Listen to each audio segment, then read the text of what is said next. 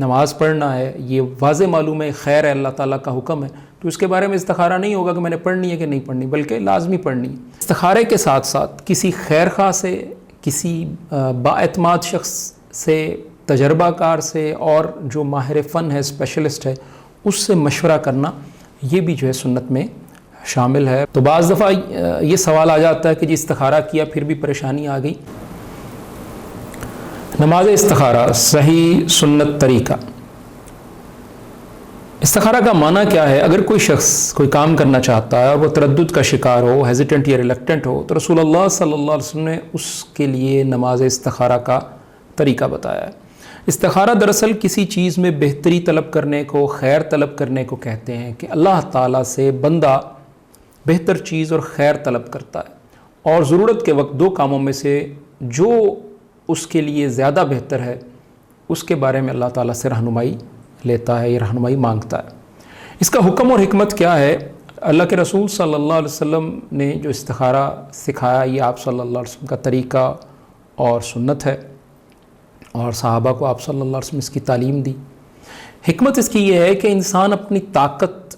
اور اپنے علم اور اپنی ذہانت اور اپنی معاملہ فہمی کے زوم سے باہر نکل کر، یعنی چاہے وہ کتنا ہی سینسیبل کیوں ہے، کتنا ہی سینسیبل ہو، کتنا ہی وٹی ہو، کتنا ہی انٹیلیجنٹ ہو، اور کتنا ہی دانا ہو، لیکن وہ اپنی اس زوم سے نکل کر اللہ تعالیٰ کی طرف التجا کرے اور اللہ تعالیٰ سے دعا مانگے اور اللہ تعالیٰ سے خیر طلب کرے کہ یہ جو معاملہ ہے، یہ اس کو میرے دنیا اور آخرت میں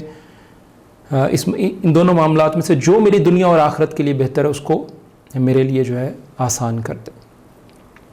استخارہ کن امور میں ہوتا ہے؟ استخارہ ان امور میں ہوگا جس میں انسان کو، بندے کو، مسلمان کو وضاحت نہیں ہے کہ یہ درست ہے، کہ یہ صحیح ہے، یہ خیر ہے کہ یہ شر ہے۔ تو مثلا عبادت ہے، نماز پڑھنا ہے، یہ واضح معلوم ہے خیر ہے، اللہ تعالیٰ کا حکم ہے، تو اس کے بارے میں استخارہ نہیں ہوگا کہ میں نے پڑھنی ہے کہ نہیں پڑھنی، بلکہ لازمی پڑھنی ہے۔ جھوٹ ہے یا حرام کھانا ہے، تو اس کے بارے میں بڑا واضح ہے کہ یہ شر ہے، تو اس سے اجتناب کرنا ہے، اس سے بچنا ہے، اس کے بارے میں استخارہ کرنے کی ضرورت نہیں ہے۔ اور استخارہ کسی بھی چھوٹے بڑے کام کے لیے کیا جا سکتا ہے، جیسے کہ استخارے کے الفاظ میں اذا ہم احدکم بالامر، جب تم میں سے کوئی کسی کام کا ارادہ کرتا ہے، تو وہ چھوٹا کام ہو، بڑا کام ہو،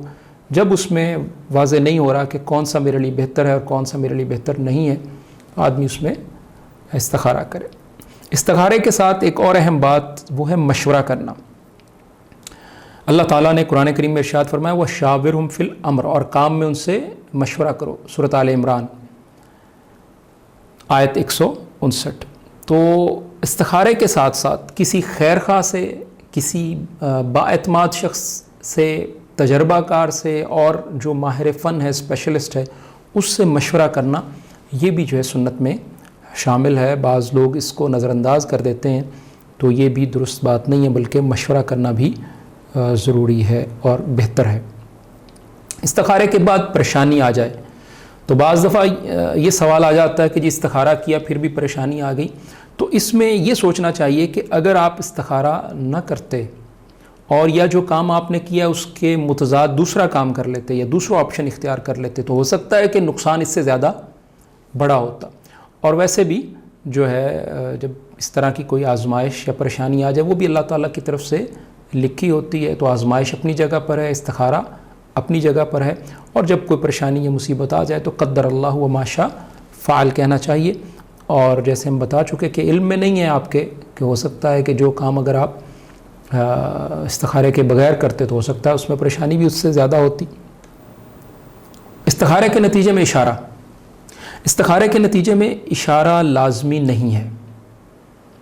اور ضروری نہیں ہے کہ کوئی اشارہ ملے، اور نہ یہ ضروری ہے کہ آپ عشاء کی نماز پڑھ کے اس کو استخارہ کریں اور پھر بغیر کسی سے بات کیے سو جائیں اور پھر خواب آئے گا، ایسی کوئی بات ضروری نہیں ہے۔ یہ بھی ہو سکتا ہے کہ آپ کو